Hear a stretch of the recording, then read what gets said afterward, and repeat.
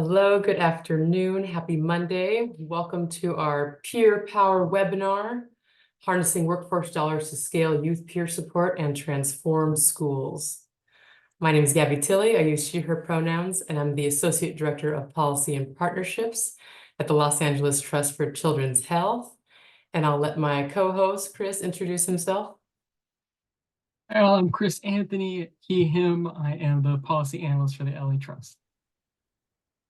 And we also have a fabulous panel that we'll introduce later, but today we are here to share an innovative way to both provide mental health support in schools while preparing young people to enter and reshape the health workforce. So a little bit about who we are, the LA Trust. Our mission is to bridge health and education to achieve student wellness, and our vision is a world where every student is healthy and successful. So we primarily support LA Unified's network of wellness centers. These are full-service health centers on school campuses through convening, data, advocacy, and importantly, student advisory boards, who you see pictured here on the right. So Alex Briscoe of the California Children's Trust reached out to us and asked if we can partner on a brief to explore how to find sustainable funding for what we know is so impactful peer support programs, and how schools can go beyond on this one-time funding and piecemeal approach and really scale peer support in schools. And the benefit of this strategy is threefold. You can both support youth mental health while creating economic opportunity for young people, all while building a more responsive and culturally concordant behavioral health workforce. So we interviewed all of the folks that you'll meet on our panel today for this brief, and excited to have them there here today to share their expertise. So let's just walk through some of the main takeaways from the brief. This is the level setting slide. You all know it very well. We're experiencing what's being called by some a youth mental health crisis. I don't like to use the word crisis, right? Because that leads to approaches that are not really rooted in long-term thinking. So we're seeing a rise in rates of illness, suicidality, with, of course, disproportionate increases among historically disadvantaged groups like Black, Indigenous, people of color, people who don't earn a living wage, and the LGBTQ+ community.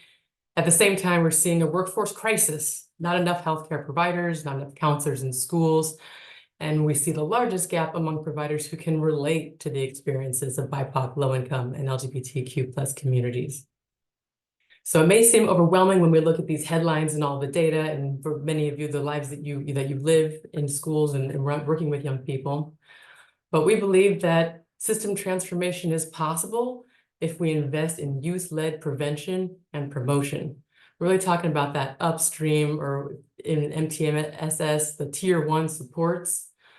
How can we, and also at the same time, what our youth advocate here on the right has said so beautifully, imagine if in 10 years, individuals currently using Medi-Cal and are holding jobs and delivering services within the Medi-Cal system. As a result, every child and youth who relies on Medi-Cal can easily and quickly feel supported by someone who shares their identity and has walked a similar path. So like I said earlier, at the same time that we could build out this first floor of prevention and promotion, we could also be creating pathways for the young people now to become the system that unfortunately is currently failing them. So the clinical approach is not right for everyone. While it's important that we continue to build out that system and make that accessible and appropriate, we also need to focus on that tier 1, right? Everyone needs positive relationships. So I'm going to pass it on over to Chris to talk about why we love peer-to-peer support and exactly what it looks like. You, Gabby. So peer support programs can look very different based off of the needs of campuses and students. And so these programs provide support and training for students to support their peers and community. These programs provide them skills to refer, navigate, and support their peers for their peers in need. They also already occur on campus. Peer support already happens between friend groups, between all different types of scenarios on campus, social situations. And so being able to support students with the proper training and resources, they're able to be effective in supporting their peers.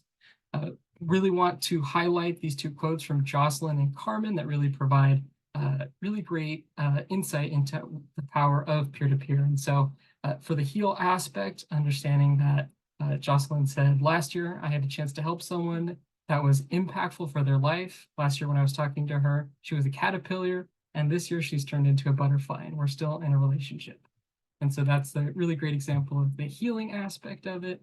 And then the be healed aspect of it from Carmen, who was a peer counselor.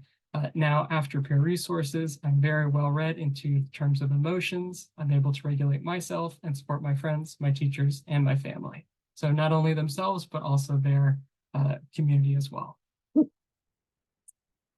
Our next slide, really illustrating right now is the moment. We have 3 new peer provider classes that are Medi-Cal reimbursable. This is particularly important as 1 in 6 kids in California receive their healthcare through Medi-Cal. And so these 3 different provider types are able to support non-clinical approaches to supporting student mental health. And so peer support specialists, the prerequisites are having lived experience as well as training, and they are able to provide individual and group skill building, education, resource navigation, and advocacy. Community health workers, which are new to Medi-Cal reimbursable, and provide their prerequisites are lived experience and have different types of requirements for qualifications, but they provide health outreach, education, and referrals. And lastly, this was through the Children and Youth Behavioral Health Initiative, but wellness coaches are able to provide navigation services, wellness promotion, education, screening, and care coordination. And those are the requirements are an associate's degree for Wellness Coach 1 and a bachelor's degree for Wellness Coach 2.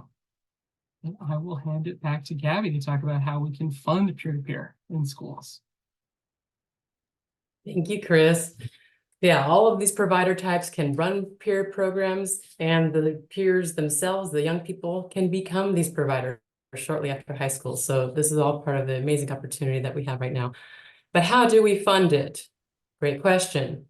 So you all probably familiar with the big influx of funding that came down during and around the pandemic. We saw massive investments, $4 billion for the Children and Youth Behavioral Health Initiative, $4 billion for expanded learning, $4 billion for community schools, almost $1 billion for a career education system that was one time, $350 million for labor and workforce, the Medi-Cal providers, right? All of this money was very exciting, but it's all one time.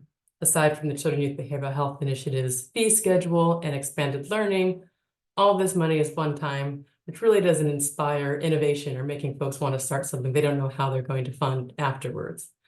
So how can you fund peer-to-peer? Well, you can prioritize it in the budget, make it part of your LCAP. You can use Medi-Cal, especially if the peer program is run by one of those 3 providers we just talked about. You can go traditional with some grant funding, which is also, difficult to manage. Or you can do what we are highlighting today and use workforce. So use peer-to-peer as a workforce pathway. You can use the Federal Workforce Innovation Opportunity Act, expanding learning dollars, career technical education, and dual enrollment. All these funding sources that schools already work with and are familiar with.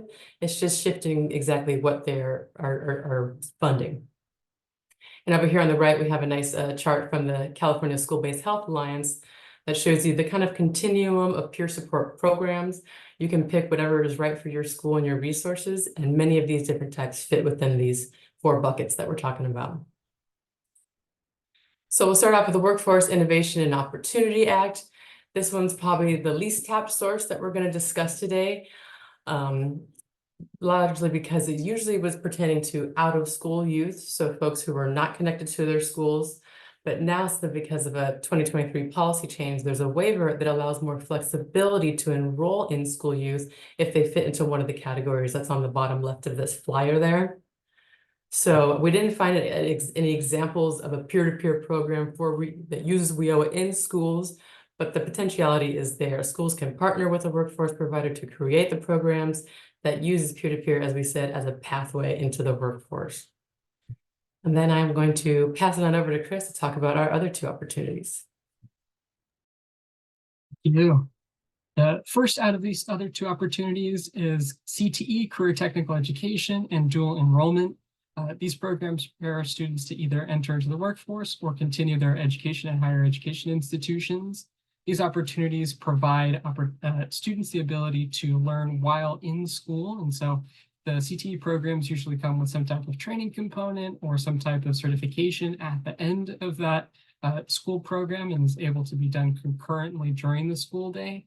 And dual enrollment provides the opportunity for students to be able to take college-level courses while still enrolled in high school.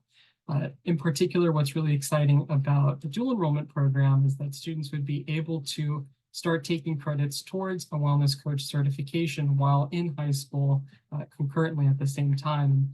That's really exciting for students to be able to leave high school, not completely done with a wellness coach certification training, but at least taking a chunk out of that coursework that would need to be done.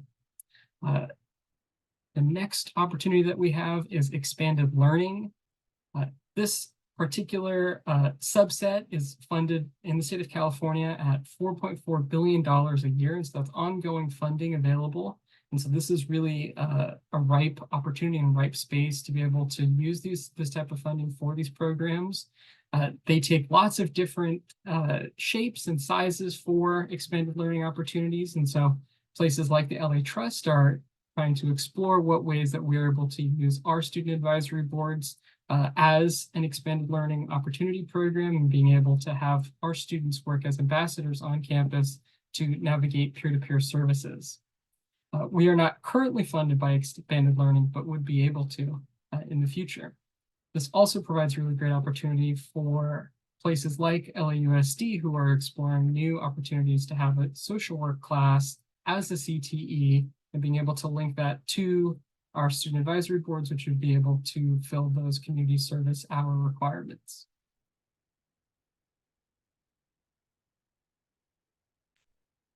And lastly, this graphic I think is really great in kind of illustrating how there is a circle of students being able to learn these different professions and these different pathways, and being able to invest and join their communities and be able to serve their communities by learning at school the different professions of wellness coaches, peer support specialists, and community health workers.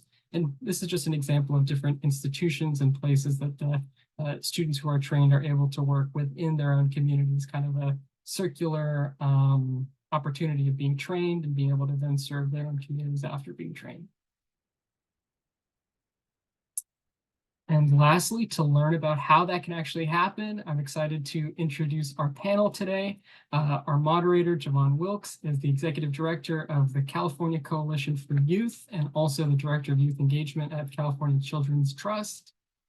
From Unite LA, we have Adam Gottlieb, who is the Director of Postsecondary Strategy and Policy. We have Jeff Davis from California AfterSchool Network, who is the Executive Director there. And we have Richardson and Michael Gray from Long Beach Polytechnic, who are able all to provide us some great insight onto how to use these workforce dollars for peer-to-peer. Thank you, Chris. Thank you, Gabby and Chris, for really pushing this work forward, to the Children's Trust, to the panel, and to the folks who came and spent their time with us today. We know there's a lot going on, a lot of youth things, a lot of adult things, just the whole world right now could use our time in many different ways. And I appreciate you giving your time to be with us today. Again, I'm Jevon Wilkes. I'm a product of peer-to-peer. Grew up in LA, was fortunate enough to be a part of the workforce at the time. It was called WIA, Workforce Investment Act. And then over time, it transformed to Workforce Innovation Opportunity Act to really support those young people who have that lived experience to be an asset to their community. And so with that, we're going to kick it off because we do got some awesome panelists here. So I would like to start with Michael. So when it comes to your work, why did you decide to link CTE and counseling? Hello, everybody. It's kind of a round. Can you hear me? Everybody good? It's kind of a roundabout way. When I was head counselor here at Poly High School in 1997, we started a care center with Paul Gonzalez, and he brought with him, well, we did it together at Washington Middle School in 1992. We started peer mentors back that far, had an 83% reduction in suspensions, and brought that with us to the high school and created peer counselors.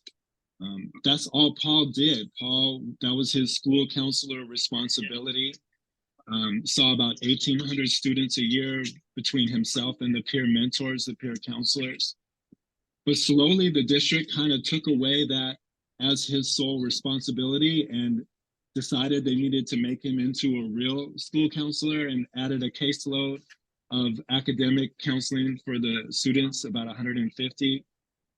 And oh, man, like about 2015, 16, he's like, Mike, you can't talk me out of it. I'm going to retire.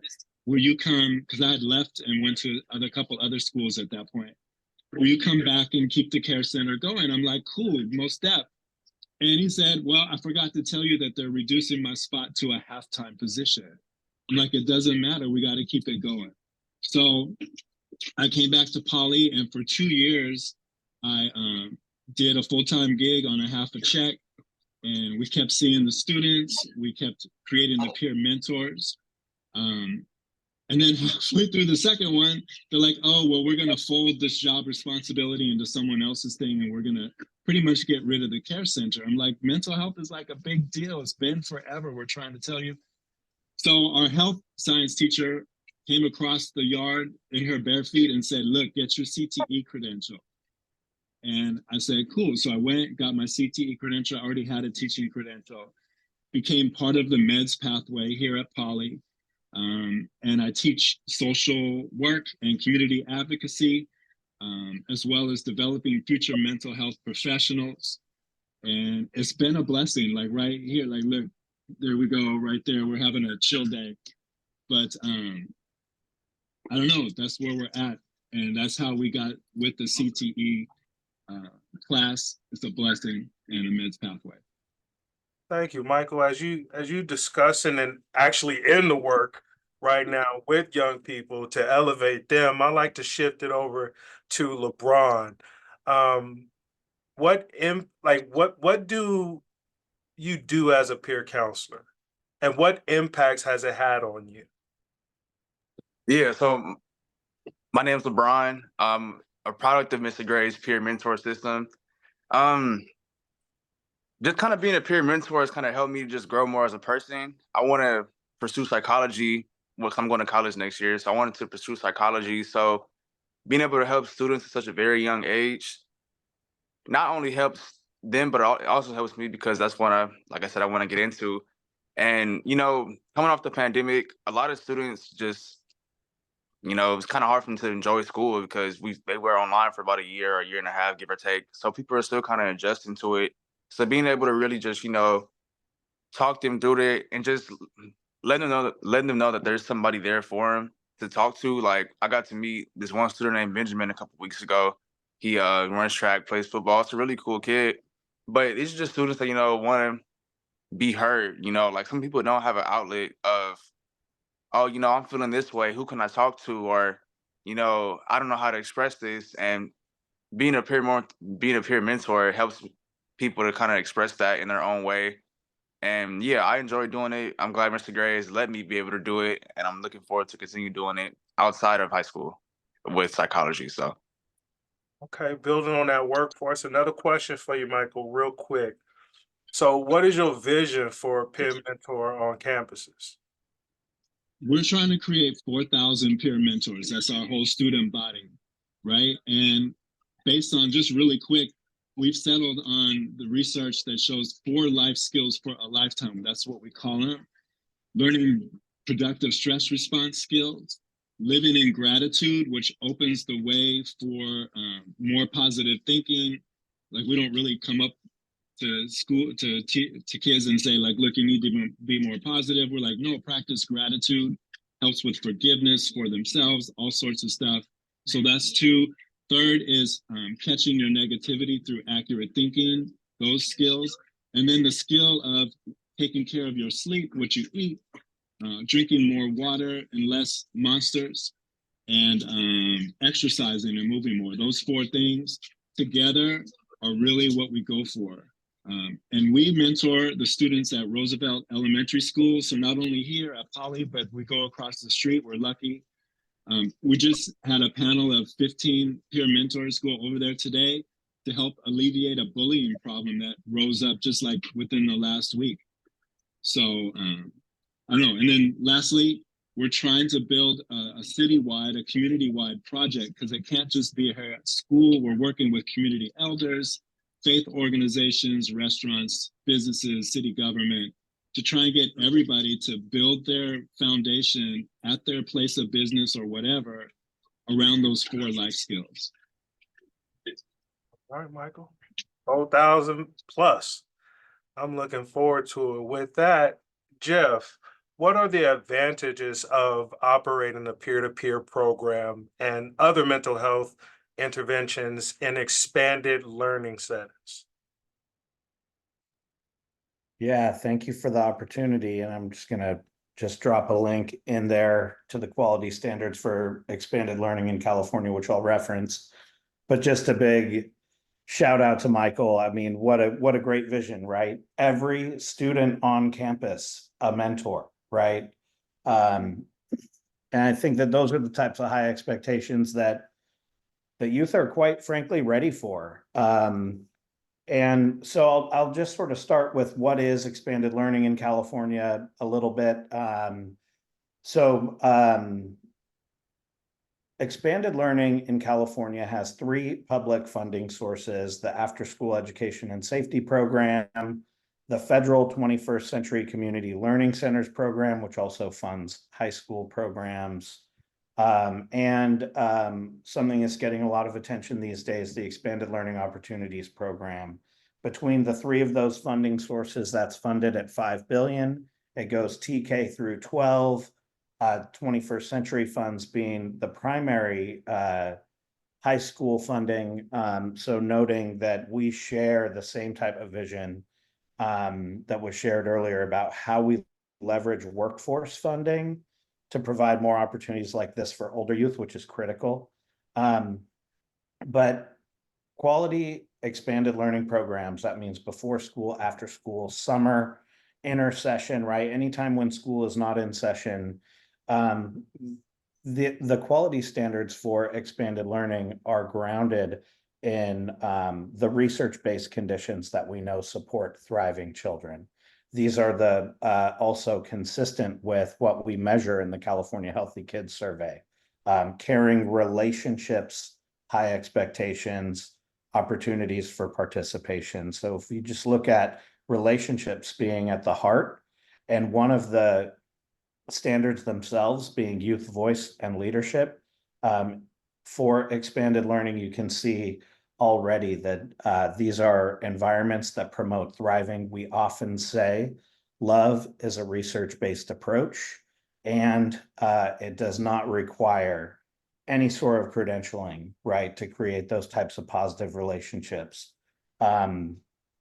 So we do hear a lot about the types of crises, right, that we're looking at: trauma, mental health, etc., right? Like, and understanding that these positive conditions that are outlined, right, through the quality standards, these are the kinds of things that buffer those types of adverse experiences, and also promote health. But it is it's true that there are many among us that have a critical need, right?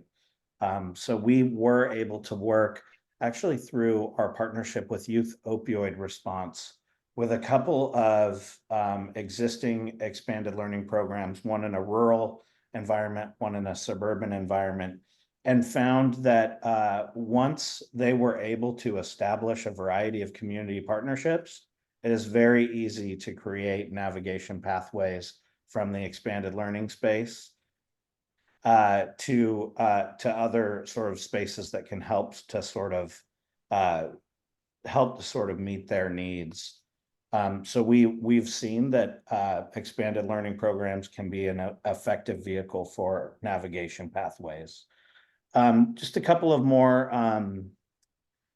just things to add in terms of what is the opportunity that we see here. One, I love the sentiment that we heard, and we've experienced this. We've ran more staff mentoring projects where experienced staff work with less experienced staff, and have found that if anything, the mentors actually get more out of it than the mentees themselves. It is such a mutually beneficial relationship, peer-to-peer support. And just in terms of the other sort of workforce pathway that we see, we are now part of a California Opportunity Youth Apprenticeship process, and we're beginning a process of how to create a youth apprenticeship pathway. So these types of experiences build competency that can be measured, keeps them dual enrolled to get all of the benefits of the community colleges, and also ensures that there's an income that is associated with the work that's being done. So lots to continue to explore there as well, but I'll pause there for a minute. Thank you, Jeff. I mean, really appreciate you honing in on love, right? Honing in on, making sure that, hey, if we're going to do this, make sure we're doing it in rural and suburban communities. You know what I'm saying? So when it comes to all of that, and then understanding that the mentors get more from it, because again, when it comes back to that love, this is hard work. I mean, Michael kind of said it, they was cutting the position. It was time to do it. LeBron is saying it. And so when it comes to youth stepping into that, I'd like to hear more about why is career education having a moment? And I'd like to hand that question over to Adam. Thanks, Jevon, and thanks to the Children's Trust for the great work in your report and in this area generally. To that effect, I think Gabby and Chris already answered that question when they showed us a slide with so much money going toward these different areas because of COVID. In taking a old, completely misused phrase, never let a good crisis go to waste. California and to an extent the federal government didn't. They saw a number of pandemic exacerbated issues in terms of like massive layoffs, in terms of students not finishing their education, students not being able to access education when they needed to, and they went back to something that, in terms of WIOA has been around for some time, in terms of CTE generally across the country has been around for some time, but they went and really looked at what can they do to streamline the process, what can we do to make sure that more students are accessing that. In that it was a crisis, we finally saw some more people paying attention to some of the work of, say, like Georgetown Center for Education and Workforce and others, like PPIC here in California, that have really showed that we need more educated workers to help support our economy, to make sure that we can continue on in the next generation at the levels that not just support our outcomes, but support our communities. So we saw an influx of those dollars, about 20 billion at the intersection of education, workforce, health, and healthcare in California over a 3-year span, really go into the budget, both from state priorities and federal priorities. And we really worked to make sure that the opportunity didn't go to waste, that there was political interest, that there was community interest in really serving students and communities really for the next decade to come. And so maximizing those resources, what does that look like? Maximizing is a great question. I think the governor's staff right now is trying to, and they need help from the community at large. We're looking at the new master plan for career education, which is the follow-up to a 1964 document, the master plan for higher education in California. Since 1964, there hasn't really been much of an update to that document. So the governor's office, in partnership with a number of organizations, a number of community members across the state, have really started looking at how do we take these funding streams, how do we take these disparate programs in learning and aligned employment, in Golden State Pathways on the K-12 side, a number of HCI funded healthcare and mental health funded initiatives, and bring them together to really serve a whole student. That planning, that accessing of funds with kind of that holistic view, bringing more community partners in, bringing more schools in to really say, this is what's supporting our students. This is what what isn't supporting our students and how we can rethink the funds that are available has been really important. I know it's going to be, taking that model and planning for a few years ahead, especially as we go into a new budget cycle or a very different budget outlook than we're in right now. It's going to be really important, but making sure that our voices are heard in that process right now so we can plan for the future is going to be key to maximize those resources. Thank you, Adam, for that. And thanks for, some of the little high level updates on what's happening across the state and understanding that we need to stay tapped into that. Jeff, I'd like to touch on like what still needs to happen in this space.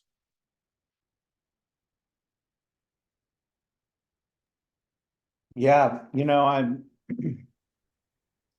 I think there's a lot to be optimistic for. One, because if you look at what's happening across multiple systems, one, right, you look at the education system. There's a big vision out there around how we're transforming schools, right? And how we're transforming the learning process. And this is all about how we're increasing a community school approach that would engage the community, families, and students in different ways, focused on wellness, along with the Children and Youth Behavioral Health Initiative, which is a huge initiative that's really looking to integrate a lot of investments and to bring in a lot of new investments. And then, of course, we're looking at workforce, whether it be the sort of a sort of opportunity to look at career tech education in a different way, or whether we're going to be looking at how we pursue apprenticeships. There are a lot of big sort of visions that can be integrated and pulled together. And the great thing is that what we're seeing is the leadership of folks, for example, in the education sector, or you listen to how the framing of the Children and Youth Behavioral Health Initiative is framed. These are really looking at more integration and more of an ecosystem approach. I think that is going to be what's needed. I think there's a lot of really important sort of kind of movements coming out of folks like Karen Pittman, a longtime youth development advocate, that really thinks like, if we're going to be real bold, let's look at how learning in adolescence is actually student driven and is individualized as opposed to standards based. So I think that there's a lot of really sort of provocative and bold visions out there. How do we get there? That's the rough part, right? So there is something that happens between the big picture vision at the state, and then when an agency tries to put things forward, right, through things like different contracts or funding sources or things of that nature, and things tend to roll out in similar models as they have before. So when we're looking at the big vision that we have as a state, the question is, how can we create the type of new ways of being that allow for regional or county entities to be more integrated as well, that are supportive of local education agencies as they try to right, everything was put on local education agencies. How are we supposed to make 10 different plans for 10 different things and do it all at once, right?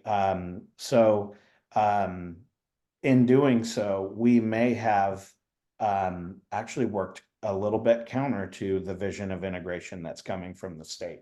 So that's what I'm really curious about, is how we can be more integrated at a regional and county level, and how then that level of integration can continue to support local education agencies as they look at one approach to how we support student wellness, as opposed to a smattering of disparate plans that aren't necessarily linked with one another in an intentional way.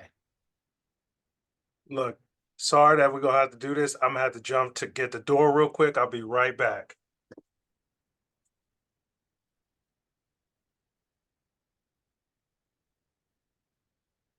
So while he's doing this, I think that the next thing we're really looking at is, Oh, I'm back.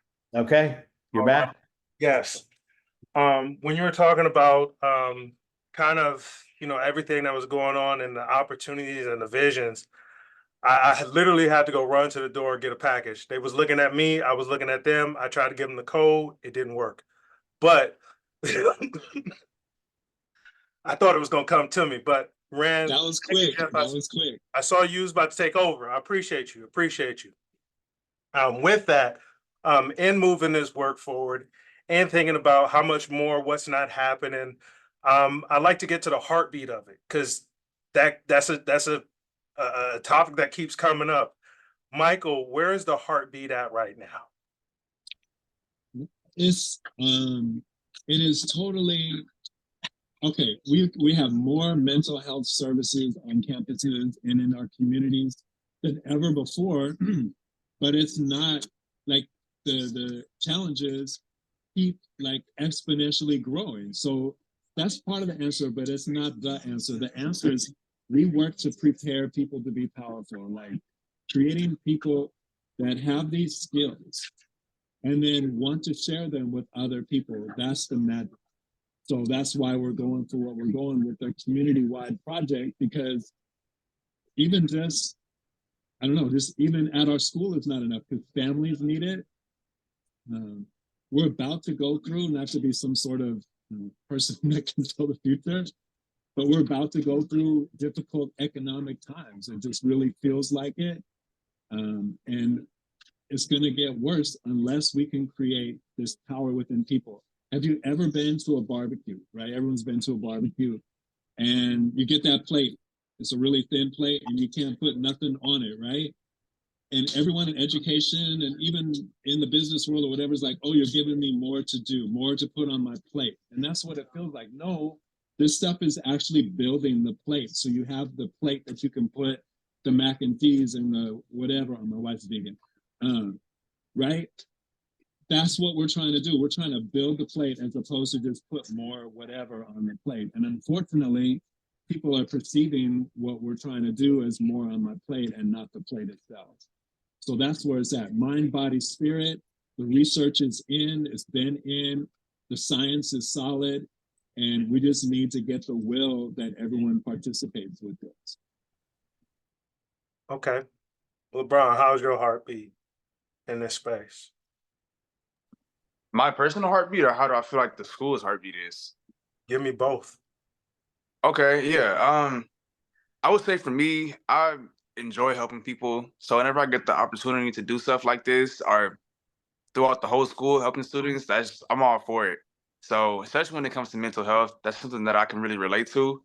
So with my heartbeat, yeah, it's pretty well. But throughout the school, I feel like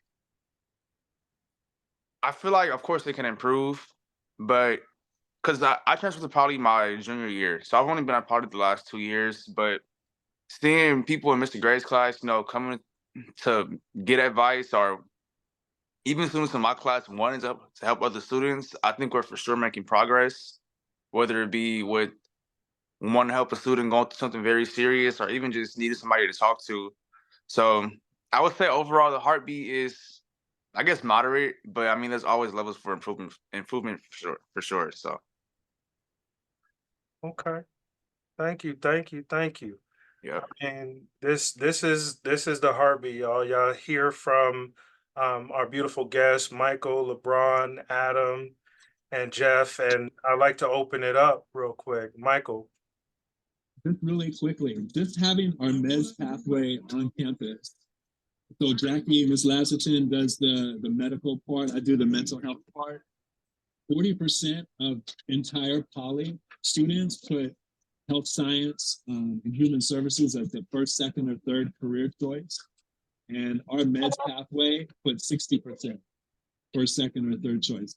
they feel it, they see it, it makes more sense to them when it's on their campus.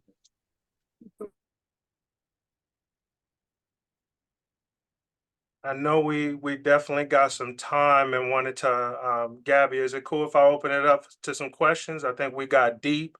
A lot of information has been shared. Want to check the tempo. Is there any questions from folks in the room? Because I can go on with some more questions.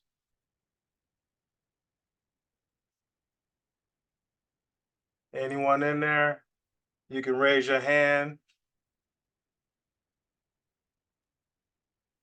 Okay. And while we're waiting for some questions to roll in, like I really appreciated that like heartbeat question, right? So I just thought I'd share, right? In our small team at the California After School Network, the heartbeat of the work that we hold is our aspiration.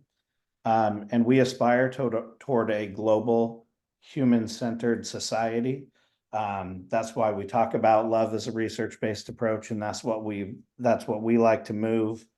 But to me, the heartbeat of the next level of the conversation is, what is the coherence between all of the investments that we have here, right? And I think of all the acronyms and how I'd love to just throw them all into a cauldron and see the soup that we make.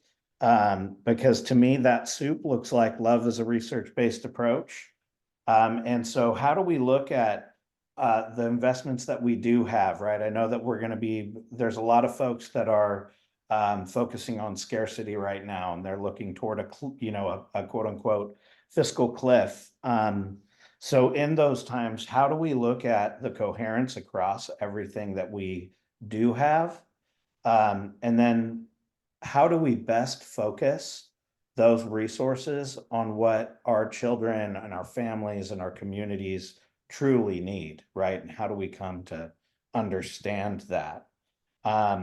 So for me, the heartbeat of this is moving toward that level of mindset on sort of how. The question is how. It's not can we, right? We need to sort of shift away from a compliance mindset in order to do that, right? Like our leaders in our state are saying we need to do something new. So to me, that's looking at moving away from compliance and taking some risks to see how we can sort of blend and braid and leverage. I know those are all the big hot words right now, but it's really how do we center our students, families, and communities, and how do we leverage a variety of resources to meet the needs that they are telling us that they have. I appreciate you, Jeff, for jumping on in there. Because it's real. It's when you think about, when you talked about the vision, now when you're talking about maximizing our human potential and using the power of love to structure that while understanding where we are as, the government and funding wise and the braiding and all those complexities it's going to need, but really appreciate that. And I know Tanya came on with a hand rise, but we just gonna go right to you, Adam. What's the heartbeat? What's having your heartbeat? Yeah, I mean, I want to say love. That's such a good answer. Like I'm jealous. I look at it from like an economic mobility standpoint. I look at it from like a community mobility standpoint, right? We're here, we're seeing the opportunities for students to Michael's point, taking into their own hands to gain skills, but also gain kind of that personhood, right? That they need to serve their community, that they need to really understand themselves and others. I think the heartbeat to Jeff's point is there's so many resources out there right now to help make that happen, but the opportunity for us to come in and help funnel it in a way that it needs to be funneled to make sure students are successful, make sure their communities are successful, make sure they have that holistic understanding of self and one another. It's huge, and I think we're in an opportunity to move away from just that skill-based learning, but really that human-based learning. And that's really going to drive the economy. That's going to drive the community because there's no other option. an economy of helping others. Yes, sir. Tanya, I know you had your hand raised. You want to ask your question? Sure, sorry about that. I didn't realize I had to put it into chat. But basically, LeBron, Michael, and the platform here, thank you all for allowing this platform. I had a question. So what are 3 things that you've that in your experience allowed to have that buy-in and that support from the school side? Because I know many of times that sometimes that's the challenge. We've approached Naz, wouldn't you want like a peer-to-peer program on your campus? Like, oh, how much of that time is it going to take from me? But what was the key factors to allow that buy-in from the peers, but also from the school sides? Kind of like what Jeff and Adam are saying, you just do it, you know, find someone that's willing to, and I don't mean to say that like that, but I don't know how else to say it. But you just do it. And the students just need that space to put their amazingness out there, you know, plus their skills, their intuition is good. But we have it in a very like semi-public spot. Everyone's worried, I think, about like liability issues or whatever. And we're like, no, we're all like right here. And the students report back to me. So the liability part is weird to us. Like we've never had an issue since 1992. That's pretty good record. That's anecdotal, right? 32 years. The training is super important. We used to just have kids sign up for it, but now we're like, look, whoever wants to do it, we're gonna train you right and monitor. But we just want them, and let me ask you guys out there, who's the support group at school for most students? Friends, right? So if I just have 1 or 2 kids here or there that are learning the things, that's not as powerful as if, hey, bring your friends in. Let's get your friends together and let's have them come up on game about all these skills, these 4 life skills. And now it's an immediate support group. They feel more comfortable using it and they're more willing to spread it because they're talking more in groups. Thank you, Michael, and thank you, Tanya, for that question. See the heartbeat right there. This next question is from the chat. This is how and to what extent managed care plans can support P2P programming, giving all of the health benefits and cost savings. Anyone want to touch on that one? I'd be happy to jump in and begin, and being also quite aware that I know just enough to be dangerous in this realm.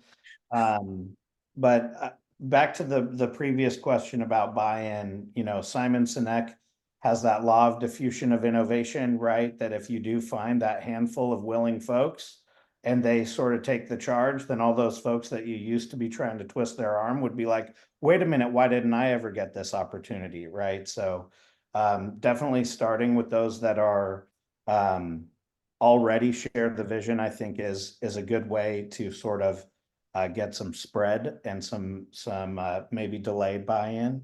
But, you know, I think of what local education agencies are thinking when it comes to Medi-Cal reimbursement and managed care. So I think that one of the things is I'm just starting to learn that there's a ton of things that can happen under Cal AIM and the new Medi-Cal fee payer schedule, right? Like even things like food can be prescribed through doctors, right? That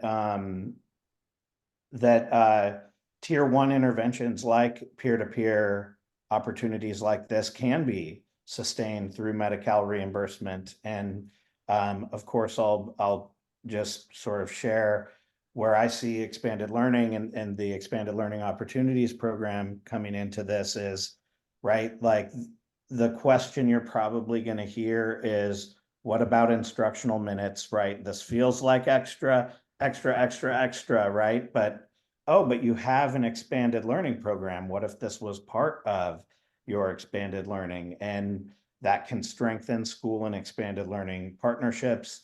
It also can answer questions like, well, if only certain activities are billable under Medi-Cal or through the managed care plan, then where do we, right? Like that we're going to be financially liable. How do we address that liability?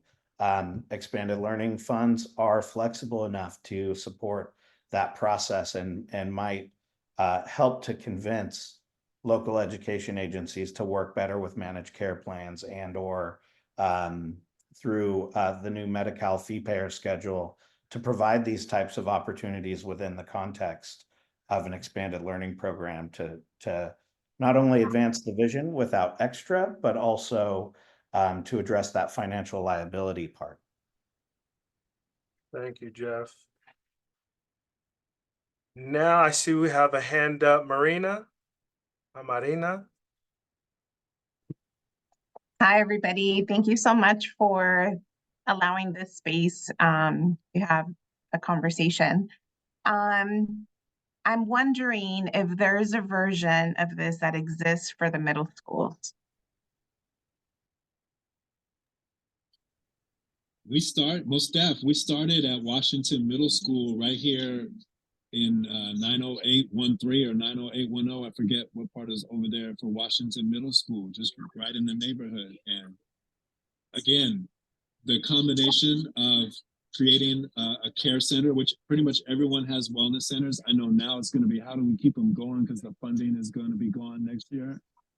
But the combination of a wellness center or care center plus the peer mentors is super powerful.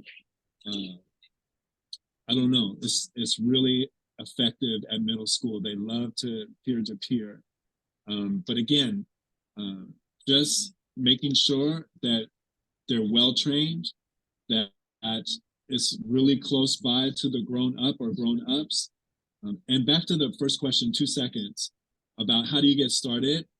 Who's on your squad that really wants this to happen? Who the early adopters are that you can gather around, get the evidence, get support, whether it's from outside the district. I mean, email me, I don't care, let's go. Or whatever, and then move forward from there, get interested students. The students are gonna be the ones that carry the day because they're gonna wanna do it. If I can jump in there too, there's plenty of opportunities for CTE in middle school, like strong workforce programs in LA County that's run by the LA Regional Consortium. In Orange County, it's the OC Regional Consortium. They're across the state. There's the K-12 strong workforce program that's very specifically says you can start in middle school, you can start earlier technically with career exploration. So in looking for funding in this opportunity, health education, healthcare, mental health is certainly an option in there. I know that a number of high school programs do that. A number of high school programs do outreach in middle school. So it's out there and it's an option with funding. And even with that, things like dual enrollment, CTE dual enrollment too, there's more and more talks from the community college system about getting middle school students involved in dual enrollment as well. What it looks like, we don't exactly know yet. We don't know if it'll look exactly like high school dual enrollment programs or otherwise, but there's opportunities to really build those bridges much earlier on. Plenty of localities, plenty of states do that already. There are interesting models of how to really build CTE in middle school out there. But there's funding and there's will. I think it just takes those folks, to Michael's point, to start it. Okay, we're gonna go with one last question. I would send this Stu over to you, this alphabet soup, because I do see some acronyms in here I don't know, like COS. What I would say is that community of schools. Okay. See, when the acronyms come up, I'll be like, okay, is that a different one?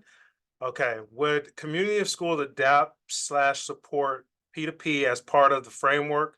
How could LEAs leverage COS to implement P2P programs? I'd jump in there just to say that it could be seed funding. Definitely, it's there to start it. But that's one of those buckets that's going to end. So get it now before it's gone. and then use workforce to sustain it. You know what? And we're gonna go with that one. We we gonna close with that, Gabby. I appreciate you. There's a lot of funding that's available right now, to take advantage of, to leverage, to create awesome programs, to help support a LeBron in developing his skill sets that really give the opportunity to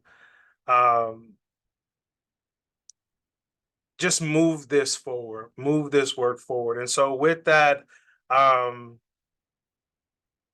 like to say what advice folks will have for folks in engaging in this.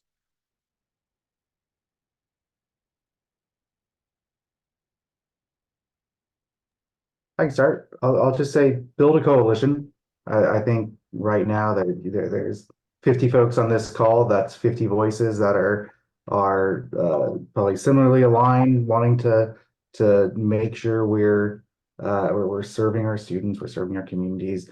50 voices is a lot stronger than one voice. So building this coalition of like-minded individuals, like-minded organizations, it goes a long way in this climate.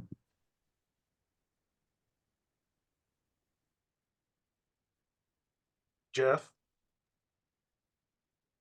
Yeah, I think that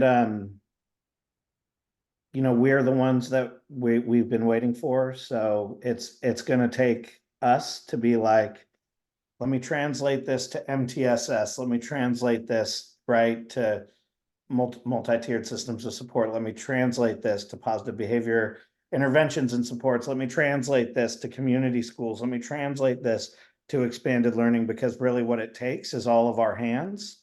But that is not the way that the system is designed. So it's a human by human approach, but we have to understand where our shared vision and our shared outcomes lie, because it's all one gigantic Venn diagram. Michael?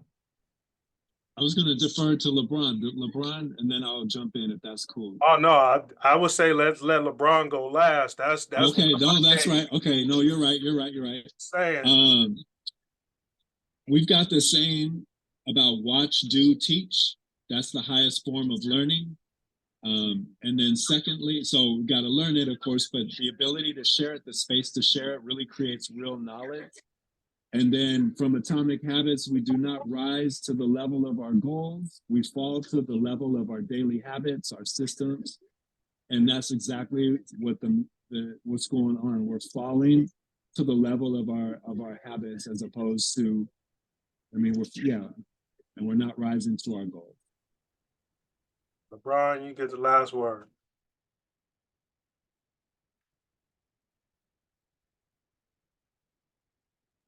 Yeah, I would say, watch, do, teach, each one teach one, and just being that example that you want to see in your own life. Like the Bible says, iron sharpens iron. And it's like we can't learn from other people if we don't see that example done. Because let's say like somebody's all about mental health, or they talk about that, but then they treat people bad, or they don't really care about people as a whole. It's like, how can we learn from that if we're not seeing that example, and one in our own lives and one in the lives of others? So it's just a matter of really, making up in your head, like, I want to be that example. I want to be the change I want to see. I want to be that gap. So I can just leave a legacy that won't just stay within me in my own life, but that'll be passed on to others in their own lives, letting high schoolers realize like, hey, like, I don't need to have a doctorate in psychology to help people. I can start doing that right now. And I can start, just being the change I want to see. So, yeah.